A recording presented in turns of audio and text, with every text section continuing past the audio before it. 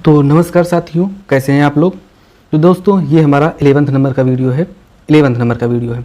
Science से देखो, science बहुत कम पढ़ते हैं लोग, इसीलिए मैंने साइंस पे इस समय थोड़ा ज़्यादा फोकस किया और इसके टॉप 500 क्वेश्चंस हम रिवीजन कराएंगे। तो सामान्य विज्ञान के 500 अति महत्वपूर्ण प्रश्नों का इसमें हम रिवीजन करेंगे। क्या है, कितने क्वेश्चंस हैं, क्या क्या क्वालिटीज़ हैं उनकी, उन सब के बारे में हम चर्चा करेंगे। हमारा ये बहुत ही ज़बरदस्त कंटेंट है, जैसा कि मैंने इसमें लिख भी दिया है। टारगेट हमारा क्या है, 80+, 80 से ज़्यादा मार्क्स हमें जब मिल जाएंगे तभी हमारा सिलेक्शन होगा, अदरवाइज सिलेक्शन UPSSC में हम भूल जाएं। 11 नंबर वीडियो है। परीक्षा की तिथि मैं आपको याद दिला दूं, 28 हुआ 29 अक्टूबर को है और आज से लगभग 57 डेज बचे हुए हैं, तो 57 दिन शेष हैं। इन 57 दिन में इतिहास रचा जा सकता है। अगला प्रश्न देखते हैं हम, जो हमारा पहला प्रश्न है। पहला प्रश्न क्या है, तो पहला प्रश्न हमारा है, तरल पदार्थ का घनत्व, जो भी है तरल पदार्थ, उसका घनत्व कम करने पर उस पर क्या प्रभाव पड़ता है। तो उसका प्रभाव क्या पड़ता है, ऑप्शन ए तेज हो जाता है, ऊर्जा कम हो जाती है उसकी, या कम हो जाता है, या दूरी बढ़ जाती है। तो क्या प्रभाव पड़ता है, उस हो जाता है, वो पदार्थ कम हो जाता है उसका घनत्व कम करने पर। नेक्स्ट प्रश्न देखते हैं हम, दूसरा नंबर प्रश्न, कि टेस्ला यूनिट जो है किस क्षेत्र से संबंधित है। तो ये आप जानते हैं, और न जानते हो तो मैं बता दूं कि चुंबकीय क्षेत्र की का मात्रक क्या है, मात्रक। तो इसका आंसर क्या हो जाएगा, दूसरे प्रश्न का ए हो जाएगा आंसर, टेस्ला। तीसरा प्रश्न हम देखते हैं, और तीसरा प्रश्न हमारा है कि क्या कारण है, कितना अच्छा प्रश्न है और बहुत बार पूछा गया है कि क्या कारण है कि मेघाच्छन्न, मतलब जो रात होती है, मेघाच्छन्न रात, जैसे जिस रात में, जैसे दिन में पूरा बारिश हुई हो, दिन में बारिश हुई हो और हुआ ये हो कि बिल्कुल बारिश का मौसम बना हो, जिसको कहते हैं उमस वाली रात। मेघाच्छन्न रात मतलब कि बादल भी छाए हुए हैं और बारिश भी नहीं हो रही है, हवा भी नहीं चल रही है, गर्मी बहुत लग रही है। तो मेघाच्छन्न वाली रात की अपेक्षा निर्मल रात जो है अधिक ठंडी होती। क्या कारण है, नियत आयाम के कारण, या विकिरण के कारण, या ऊष्मा की कमी के कारण, या आवेश की कमी होने के कारण। तो ये विकिरण के कारण होता है, क्योंकि हमारा जो हमारी पृथ्वी है इस पे एक इसका ताप होता है, और जब बारिश होती है तो जैसे बारिश हुई और फिर बादल बने, तो बादल जो हैं इस पृथ्वी के वायुमंडल में, बादल क्या होते हैं, ऊष्मा के कुचालक होते हैं। क्या कुचालक होते हैं, किसके, ऊष्मा के, ऊष्मा के कुचालक होते हैं। कौन, बादल, बादल ऊष्मा के कुचालक होते हैं। अब जब यहाँ से पृथ्वी के ताप जब यहाँ पे बढ़ता है, तो ये इसका जो, जैसे बारिश हुई और बारिश का ये जो भाप है पृथ्वी से, ये ऊपर नहीं जा पाता है, बाहर नहीं जा पाता है, क्योंकि यहाँ पे बादल इसका कुचालक के रूप में काम करता है। तो ये जब पूरी पृथ्वी के चारों तरफ बादल बन जाते हैं तो पृथ्वी पर बहुत ज़्यादा गर्मी हो जाती है। तो क्या, विकिरण के कारण, विकिरण, इस प्रक्रिया को क्या कहते हैं, विकिरण के द्वारा ये प्रक्रिया होती है। अगला प्रश्न देखते हैं हम, कि ऑटोमोबाइल्स जो हैं, तो ऑटोमोबाइलों, जिनको मोटर कार कहते हैं, में हाइड्रोलिक ब्रेकों के कार्य कारण पर कौन सा नियम लागू होता है। जैसा कि आप जानते हैं कि आजकल कौन सा हम कहते हैं, क्या है, पावर ब्रेक है, पावर ब्रेक है। तो पावर ब्रेक जो है ये आजकल किस पर काम करता है, किस सिद्धांत पे काम करता है। तो पावर ब्रेक, जिसको प्रेशर कहते हैं, हाइड्रोलिक प्रेशर कहते हैं, क्या, हाइड्रोलिक प्रेशर कहते हैं, और बहुत ही ज़्यादा इसमें वो ताकत होता है हाइड्रोलिक प्रेशर में। किस सिद्धांत पे काम करता है, मतलब कौन सा नियम लागू होता है, तो पास्कल का नियम लागू होता है, पास्कल। और दाब का मात्रक भी क्या है, पास्कल है। अगला प्रश्न देखते हैं हम, 5 नंबर प्रश्न, कि बस में ड्राइवर के पास लगा दर्पण होता है। बहुत बार प्रश्न पूछा गया है, UPSSC का, तो पता नहीं कितनी बार ये प्रश्न पूछा गया है। UPPSC RO पेपर होता है, RO, उसमें भी बहुत बार ये प्रश्न पूछा गया है। तो सीधा याद कीजिए कि मेरा एक दोस्त था, उत्तम नाम था, तो ड्राइवर था, बस में ड्राइवर था, तो मतलब गाड़ी में ड्राइवर था। तो ड्राइवर के पास में जो लगा होता है दर्पण, उसमें कौन सा दर्पण होता है, उत्तल दर्पण होता है।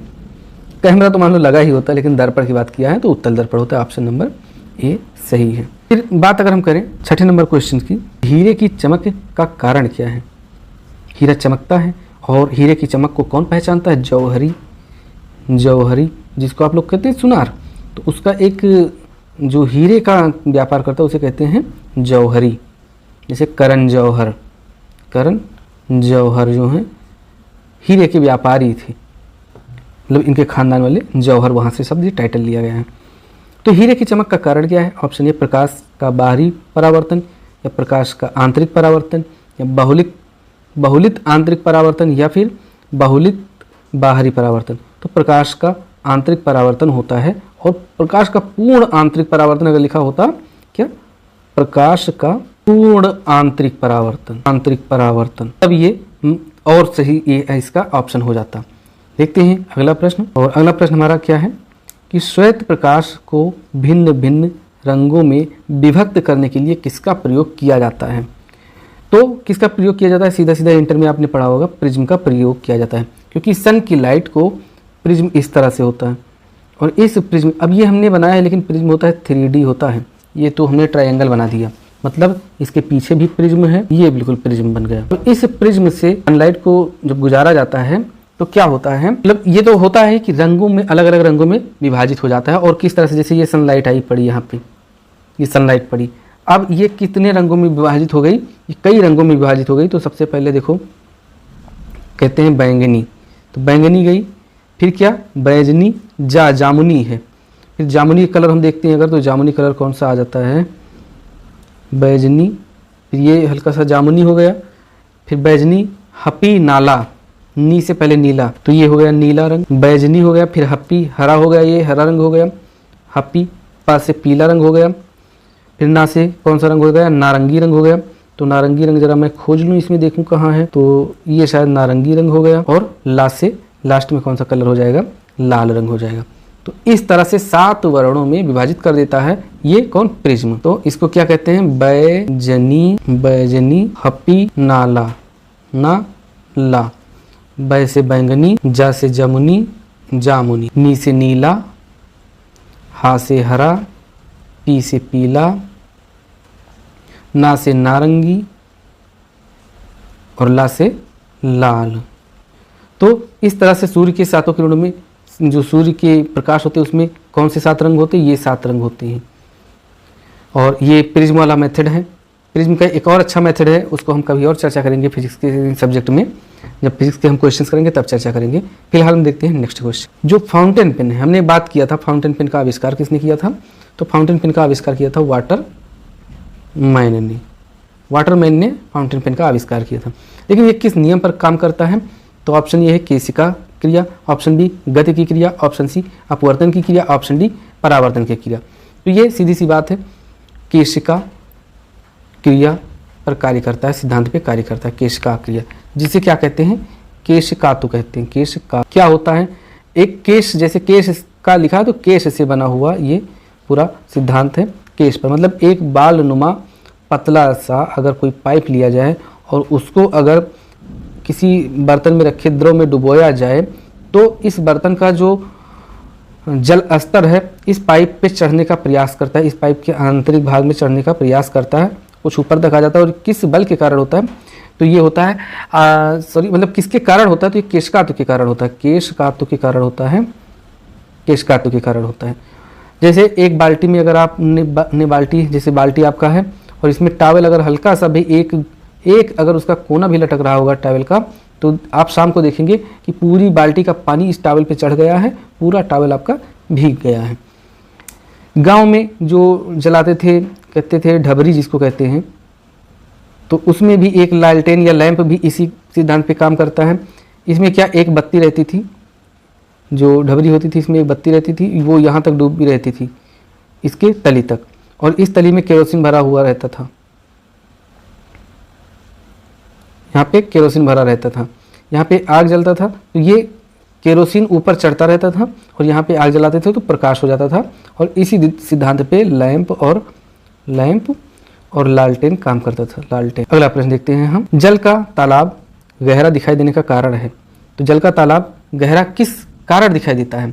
ऑप्शन क्या है, तो ऑप्शन इसमें देखो, आपको देख के लग रहा होगा कि पहला ऑप्शन है परावर्तन, दूसरा ऑप्शन क्या है, तो दूसरा ऑप्शन है, पहला ऑप्शन अपवर्तन है, दूसरा ऑप्शन परावर्तन है, दूसरा ऑप्शन परावर्तन है, तीसरा ऑप्शन क्या है, प्रिज्म है जिसके बारे में हमने बात किया, चौथा ऑप्शन है सीधी छाप।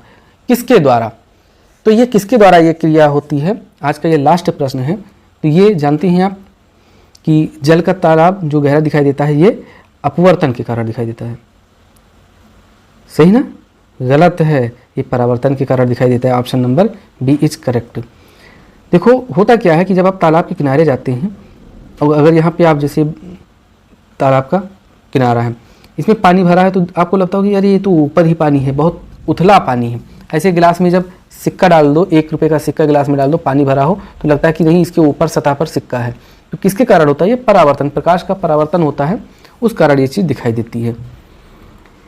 तो उम्मीद है कि वीडियो आपको पसंद आया होगा और इसमें शायद ही 9 ही क्वेश्चन थे क्या, तो एक 9 नंबर स्लाइड मिस हो गई है इसमें, कोई बात नहीं, पढ़ते रहेंगे और देखते हैं आगे हम क्या बात करना चाहते हैं इस पर।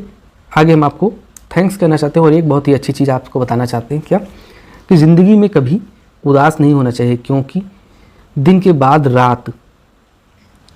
बाद रात का आना उतना ही सुनिश्चित है जितना रात के बाद दिन का आना। बहुत ही अच्छी चीज़ है और इसको हमने खुद ही लिखा है। इस लाइन को मैंने खुद ही लिखा। वैसे तो मैं किसी की लाइन पे अपनी साइन नहीं करता हूँ कि मैंने लिखा है। इस लाइन को मैंने सोचा कि गम है, सोचा नहीं, वास्तव में यही चीज़ है कि अगर आप आज खुश हैं तो हो सकता है आप कल दुखी रहें, या फिर आज आप दुखी हैं तो हो सकता है, डेफिनेटली ये बात है कि आप खुश रहेंगे। दिन है तो रात होगी, सुबह है तो शाम होगी, और अगर बेरोजगार हैं तो रोजगार मिलेगा। अब बैठ ना जाओ, क्योंकि इसके लिए काम करना पड़ेगा, मेहनत करनी पड़ेगी। अब कहोगे कि दिन और रात में क्या मेहनत करनी पड़ती है? मेहनत करता है, कौन करता है? पृथ्वी करती है मेहनत, अपने अक्ष पे परिता घूमती है, अपने अक्ष के परिता पृथ्वी हमारी, तो वो कर रही है मेहनत।